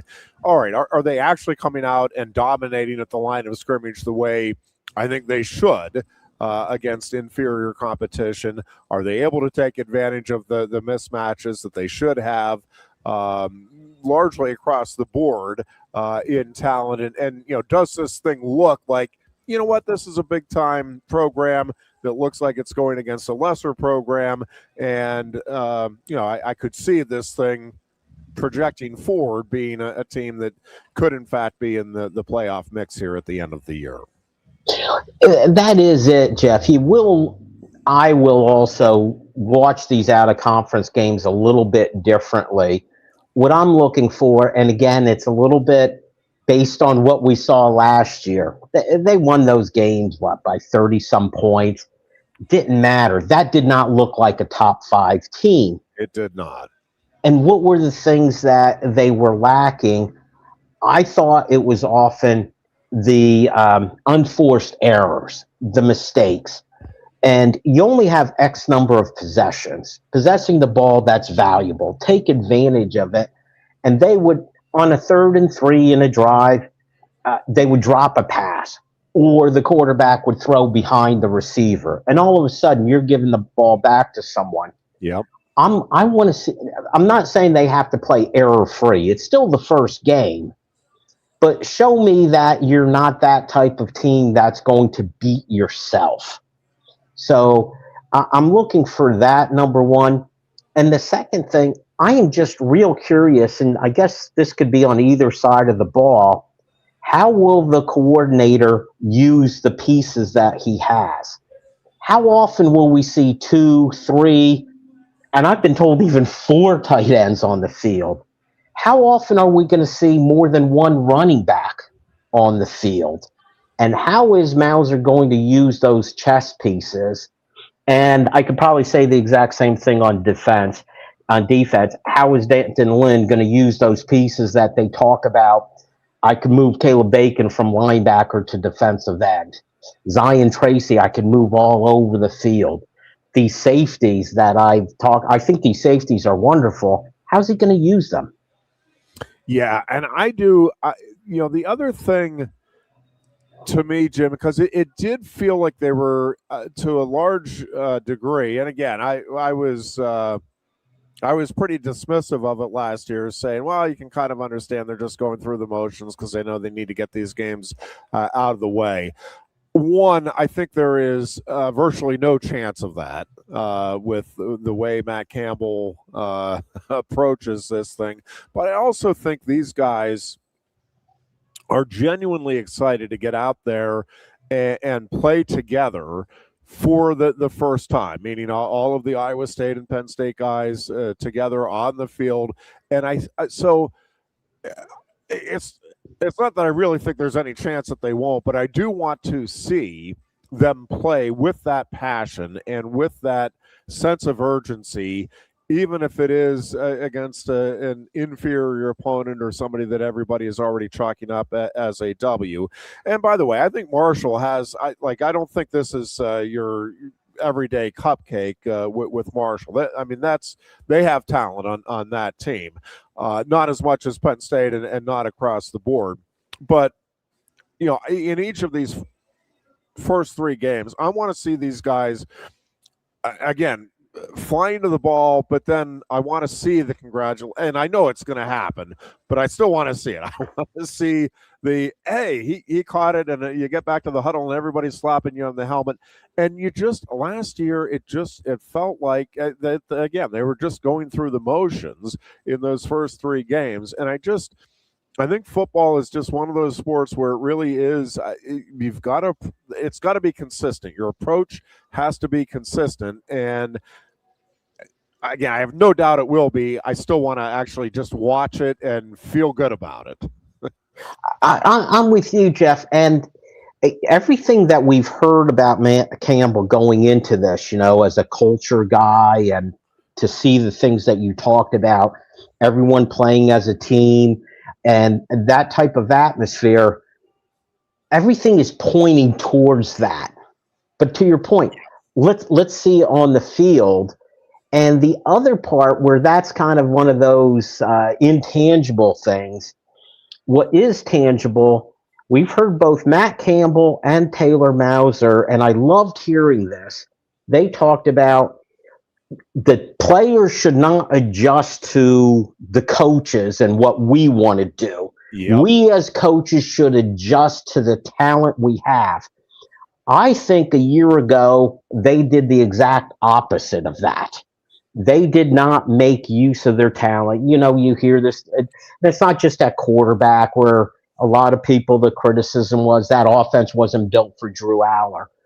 I want to see this year, these guys know Rocco Beck really well. Rocco Beck followed them here for a reason. Yep. He fits what they want to do, or they're going to do what fits him. Mauser even talked about, hey, I'll talk to Rocco and find out, Rocco, what do you want to run? What plays are you most comfortable with? Even to the point where first play of the game, hey, what's the pass play that you're most confident in? We want to get you started right. And Rocco would say, this is what I want to do. I loved hearing that from your head coach and your offensive coordinator, Jeff. Yeah, amen. And I think, again, having the open line of communication, and listen, it is easier for sure when you have a veteran quarterback that has been working with your head coach and offensive coordinator, no question. But I think that's the way this is going to be, is that communication piece. I just don't think is ever going to be an issue while Matt Campbell is here, because I think he knows the importance of communicating effectively what the expectations are to the players, but also understands the importance, maybe more so in today's game than ever, of listening to the players and what it is that they want. And again, it's not that you're acquiescing to their every wish, but it's, having a mature team, mature enough players that it's like, hey, we want to do this because we know we can be effective at it, not because we want to just wing the ball all over the place. And I do think, it just feels like that the level of trust is very high here, at least for this season with this team going into the campaign. Well, and it's such a great example when you have over 20 players from that Iowa State team, and we know how the college football world works. Those are players who could have gone a lot of different places. They specifically chose to follow this head coach, okay? And, the vast majority of players who moved on from Iowa State came here. Almost all the best players chose to follow this head coach and this staff. That says a lot about that relationship that this staff has created with their players. And I think that's an important point. And I think it's something that this team lost somewhere along the way last year. I don't think we're going to lose it along the way this year. No, I'm with you 100%. We appreciate your time and your being willing to follow Chris Buchanani onto this program today. Great faith in the Booch and in you, and you both delivered big time. We appreciate it. Thank you, Jim. Hey, absolutely anytime, Jeff. Love being on with you. He is the best. Jim Galani, the Keystone Sports Network. Again, thanks to him and Booch, and to Mark Pavlik, now former Penn State men's volleyball coach, for joining us on Tuesday. The Deer Goon will be back this coming Tuesday. It'll be game week for the Nittany Lions. Until then, be good and be safe. You look a bit nervous, eh? Thierry, what's it like to stand in the FIFA World Cup stadium? Wouldn't you like to know? Just tell me. Come on. It's not something that you can put into words. Such a tease. You can't rush it. You will find out when it's your time. Thanks for the wisdom, coach. So, how much longer? Now go and make history, my man. Here's the World Cup you've been waiting for. Actually, the World Cup's been waiting for me. That's the spirit. Just remember who drove you here. Inspiring every step of the next legend. The official matchball carrier, proudly sponsored by Kia. Inspiration connects us all.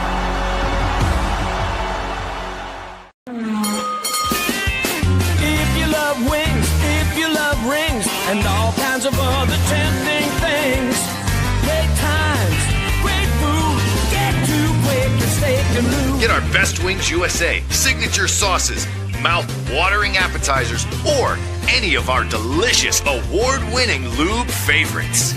Great times, great food. Get to Quaker Steak Lube. I'm the Modelo Recruiter, and I'm looking for fans with good hands and great speed. The ones who stay focused and never miss a play. They go the distance on game day, even when their team is away. I'm always watching, always looking to reward more full-time fans. Because football isn't really football without you. Lusk & Associates Sotheby's International Realty proudly presents the introduction of our new State College office at 314 South Borough Street in State College. At Sotheby's International Realty, we advertise locally, nationally, and internationally, bringing the best of advertising and promotion to each and every one of our properties, big or small. Call now. A lot has changed about State College. One thing that hasn't is W.C. Clark's Coffee Roasters on 234 East Calder Way. 30 different varieties of specialty coffee beans sourced from over 25 countries and roasted with love each morning in Happy Valley for over 45 years. They'll ship their fresh roasted coffee from their doorstep to yours. Order online at statecollegecoffee.com. That's statecollegecoffee.com. Hi, welcome to Timberland Federal Credit Union, a financial cooperative for its members, tracing all the way back to 1973. Experience Timberland Federal Credit Union, where you're greeted with a smile and financial solutions are tailored to your unique life journey. Here, we're not just financial professionals, we're your neighbors, people invested in your financial needs, literacy, and empowerment. Your dreams matter to us, whether they're about buying a home, growing a nest egg, or embarking on new adventures. TFCU draws from the past and invests in the future, offering modern tools like online banking to give you the freedom to manage your money practically anytime. Additionally, we're passionate about giving back both time and resources because enhancing our community is at the core of why we're here. Visit TFCU in person or online to learn more about our services and apply for a membership today. WFXX, once again, the Fox, your sports radio. Broadcasting live, loud and proud from Central PA's Sports Authority, WFXS America. 98.7, the Fox, Steve Collins.